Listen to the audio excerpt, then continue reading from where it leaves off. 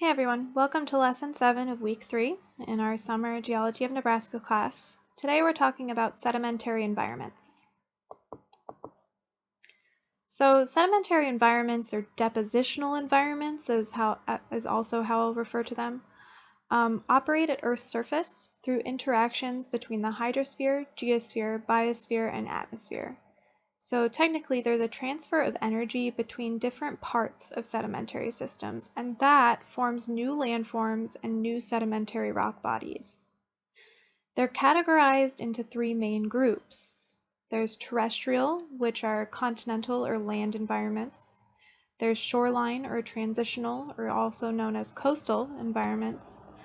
And then marine, which are ocean and sea environments. So here's a diagram showing all of these different environments that we'll look at. So right now, the terrestrial or land environments are indicated by the yellow stars.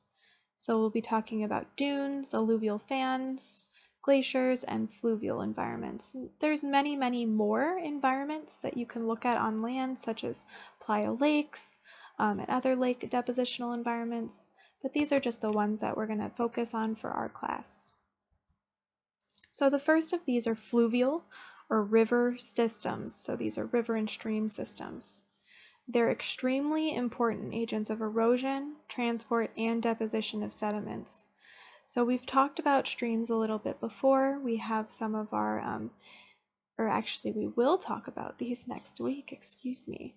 So there are many different stream environments, and there's different types, some that have this S-shaped curve, some that look like braids, others that are really, really straight, and they produce very specific depositional environments. So on the right-hand side here, this is one of those scour features that I've previously mentioned in other lessons. So they create this channel scour where it's eroded away, and then they deposit the sediment that they're carrying in there after they erode, and it produces a scour and fill structure. These are typically made of sandstones and siltstones in the channel, and typically have clays on their floodplain. So there are different environments that we can also look at in fluvial systems. Alluvial fans are another type of terrestrial or land system. I mentioned these in our previous lesson this week. They typically form in arid or dry environments near very steep mountain slopes, and they're rapid movement of water and gravity that transports sediment to the base of the mountain. So it forms this fan-like structure that you can see in the bottom left. And because it's close to the source of eroded material, it produces these very poorly sorted rocks with angular grains known as breccias. Aeolian is another type of terrestrial system, so this is just another fancy word for wind deposition. And so again, these would be typical in arid or dry environments such as desert landscapes. So here we would get cross-bedding features, typically sandstones, sometimes silt when we're talking about loess deposition. And so on the right is an image of what one of these depositional environments might look like. And then finally we have glacial systems here. So glacial terrestrial systems result from ice movement by continental or mountain glaciers and ice sheets. So on the right is an image of one of these large-scale glaciers, a large mountain glacier, and on the left is some of the rocks that it might produce. So if it's bringing material to its edge, it's going to produce very poorly sorted material. It's very, very poorly sorted with some fine-grained material and larger grained material there. Now, transitional or coastal environments can also be broken up into the ones indicated by the green stars. So we have lagoons, beaches, deltas, tidal flats, and barrier islands. And so here are some of these deposits. A delta is very similar to an alluvial fan, except for it's when a river meets the ocean and it loses its velocity, so its velocity reaches nearly zero as it reaches the sea, and so it drops its sediment load.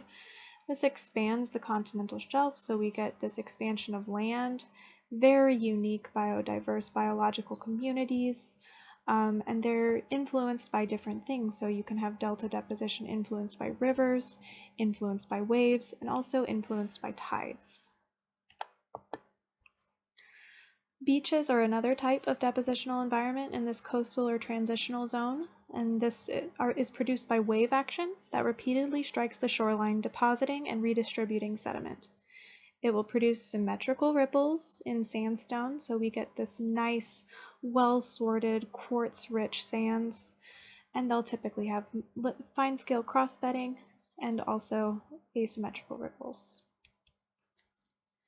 So lagoons are another type here that are associated with these coastal zones. There's calm water between land and either a sand or a reef barrier. So that's pictured on the left, where we have land, very calm water in the middle, and then a barrier reef. It forms a very low energy environment because it's protected by this reef barrier, and then fine-grained material is able to be deposited.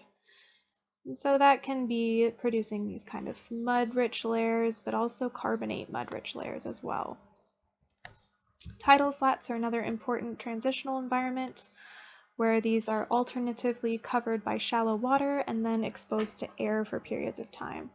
And they're completely dependent on the pattern of the tides. So you can get mud cracks, you can get marine organisms living here, you get this very distinctive type of bedding known as flacer bedding. So very distinctive structures that can be associated with tidal flats.